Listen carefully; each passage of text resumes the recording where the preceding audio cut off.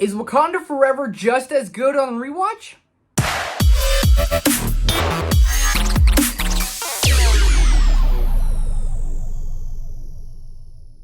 What is up, Film Geeks? My name is Trevor. Welcome to my channel. I watched Black Panther Wakanda Forever for a second time, and my thoughts have changed just a little bit. So we're going to dive back deep into Wakanda Forever in a spoiler fashion. So this is a spoiler warning if you haven't seen the movie. If you have seen the movie, what did you think of it? And if you've seen it a second time, did you notice anything more, or did you like anything more or less about it on your second watch? Before we get into this, hit the like button, subscribe button, notification bell so you don't miss out on any future videos.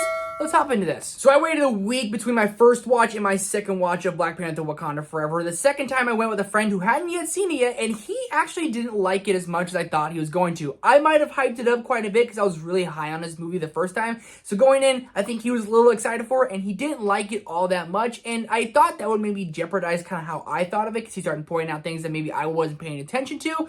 But it didn't. I still really enjoy this movie this time around. A couple of things I really appreciated more this time around was the score and like the sound design. Ludwig Göransson, I believe he did like The Mandalorian, did the score for this movie, and the score is fantastic. I think this is one of my favorite scores for the MCU in general, especially like that little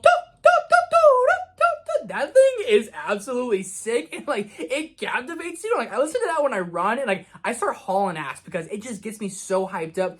The score sucked me in this time. I was really like, I didn't really appreciate this the first time around, but the second go around, the score was like, honestly, it was like my favorite part of the movie.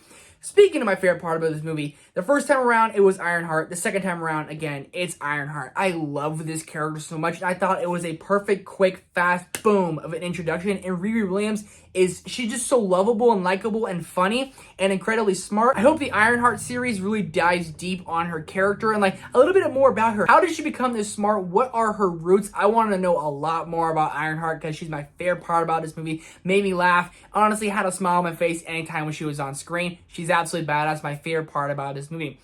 Namor. This time around, I still love this guy, and I still think this is one of the most fleshed out villains inside the MCU. And when he fully becomes the villain of the movie, because when they're first interacting with Shuri, he's not really like that villainous role. But when he becomes the villain, he attacks Wakanda, whether all of Talokan, they go and attack Wakanda, and they kill the Queen of Wakanda, and they almost kill Ironheart herself, and they just cause havoc. It's kind of insane, that introduction when he full on switches and shows you what he can do. And Namor is menacing, man. Like, he's someone you can get behind and root for because he doesn't want his people to kind of get exposed to the surface world, and he doesn't want his people to be in any danger. So he's ruling as like a king and a ruler, not someone like who wants to conquer the world. A very, I guess, grounded villain who like isn't a villain until he has to be. And like everyone kind of like called his bluff a little bit. It took Riri to Wakanda, and they were kind of like, yeah, he ain't gonna do nothing. Well, Namor came with a vengeance, and that's ultimately what caused Shuri to take like the potion to become the Black Panther. Namor's awesome. One of my favorite villains inside the MCU in general. I think he might be my favorite villain of Phase 4. So fleshed out. And I've seen some complaints on the internet that he's not that fleshed out. Did we watch the same movie? Because, like, I thought this guy was so fleshed out from beginning to end. I knew who Namor was, and he wasn't in the movie for the first 35 minutes. Really noticed that time this go around. But diving deep into Talokan, going to the depths of the ocean and finding out more about him. And the winged feet, it's cheesy, but I like it. It works. And his end battle with the Black Panther at the end, it was awesome. It was badass, and it just again gives me like hyped up with that score that they play throughout it, and a very, very good villain. I'm just going to say this, I'm going to say this to the world, for the world to hear. Angela Bassett should secure a Best Supporting Actress nomination because she's absolutely fantastic, and the best performance in this movie is Angela Bassett, especially when she's talking to Okoye, and Okoye's like, I've given everything, and how she just delivers that line. Have I not given everything? Dude, it hits you in the chest, it hits you in the feels. It's like she's a broken queen. She's lost her husband, she's lost her son, and like her daughter is now kidnapped by them. I mean, it's just a very powerful moment, and Angela Bassett, I'm stand by this. Like, Best Supporting Actress nomination. Will it happen? Probably not. Should it happen? Absolutely. One of my favorite performances of the entire year. Not even capping. Pretty much I love this movie. Like, I really do. Even on rewatch, I really love it. But to go into a little bit more negative side here, and then we'll hop back on some positives to finish this off, is that it's a little bit slower and a little light on action for a Marvel movie. And that's what my buddy I took to see it. He really said, wasn't enough action. He said he was kind of bored throughout the movie, kind of looking at his watch like, when are we going to pick up here?